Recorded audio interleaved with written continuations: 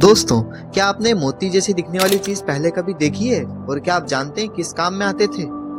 तो मैं आपको बताता चलूं कि पुराने समय में ये एक वेट मेजरमेंट का रेफरेंस था, पर ये कोई मेटल या मिनरल नहीं है बल्कि एक बीज है।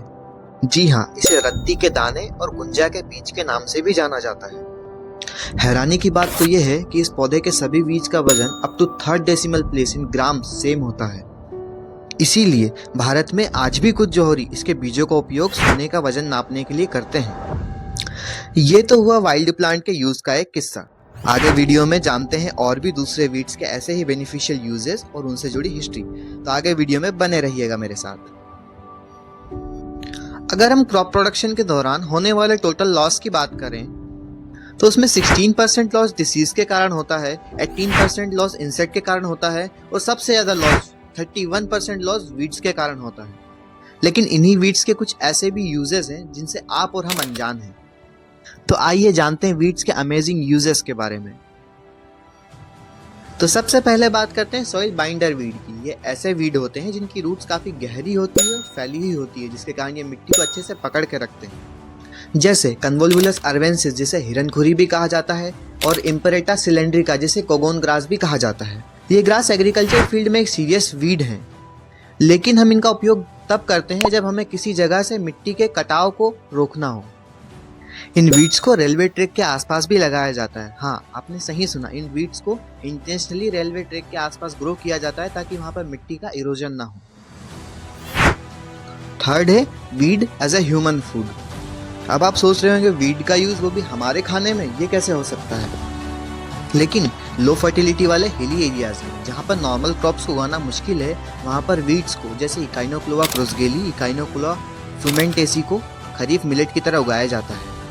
चिनोपोडियम एल्बम जिसे बथुआ और एमेरैंथस वेरिटिस जिसे जंगली चौलाई कहा जाता है, उसे इंडिया में लीफी वेजिटेबल की तरह खाया जाता है।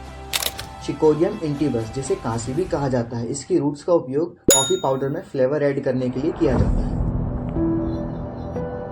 तो अब बात करते हैं वीड के मेडिसिनल यूजेस के बारे में। ऐसे कई सारे वीड्स हैं जिनका उपयोग आयुर्वेद में औषधि की तरह किया जाता है। जैसे ल्यूकास एस्पेरा जिसे थुम्बई भी कहा जाता है, इसका उपयोग एंटीवेनम की तरह किया जाता है। आर्जिमोन मैक्सिकाना जिसे मैक्सिकन पॉपी या सत्यानाशी भी कहते हैं, इसका यूज स्किन डिसऑर्डर को ट्रीट करने के लिए किया जाता है। फाइलेंथस निरूरी या हजारदाना, इसका यूज जॉन्डिस के ट्रीटमेंट के लिए किया जाता है। अकरेंथस एस्पेरा, इसकी रूट्स का यूज डिसेंट्री को ट्रीट करने के लिए किया जाता है। फिफ्थ है weed as a source of pesticide. अब आप सोच रहे होंगे कि जो वीड एग्रीकल्चर में 31% लॉस करने के लिए जिम्मेदार हैं, वो कैसे इन लॉसेस को कम करने में मदद कर सकते हैं? लेकिन आपकी जानकारी के लिए बता दूं, ऐसे कई सारे वीड्स हैं जिनसे ऐसे केमिकल एक्सट्रैक्ट किए जाते हैं जो दूसरे इंसेक्ट और पेस्ट को कंट्रोल करने में हेल्प करते हैं। जैसे क्राइजेंथियम सिंड्रेरिफोलियम, उससे पायरेथ्रम एक्सट्रैक्ट किया जाता है जो कि डिफरेंट मॉस्किटो, एंट और अदर पेस्ट को कंट्रोल करने में मदद करता है। टेजेटस माइन्यूटा जिसे अफ्रीकन मेरीगोल्ड भी कहते हैं, इसका यूज फील्ड में रूट नोड नेमेटोड डिसीज को कम करने के लिए किया जाता है। पार्थेनियम हिस्टेरोफोरस जिसे कांग्रेस ग्रास भी कहते हैं, इसके प्लांट एक्सट्रैक्ट का यूज भी डिफरेंट इंसेक्ट को कंट्रोल करने के लिए किया जाता है। सिक्स्थ है source of biotic and abiotic stress resistant gene for crops. जैसा कि आपने देखा होगा कि वीड खराब से खराब परिस्थिति में भी उग जाते हैं और अपनी लाइफ साइकिल कंप्लीट कर लेते हैं। वीड ऐसा इसलिए कर पाते हैं क्योंकि उनके जीन्स में हाई डाइवर्सिटी होती है, जिसके कारण वो अपने स्ट्रेस टॉलरेंस, रिप्रोडक्शन और प्लांट ग्रोथ को अच्छे से रेगुलेट कर पाते हैं। इसीलिए वीड का यूज क्रॉप इंप्रूवमेंट में भी किया जाता है।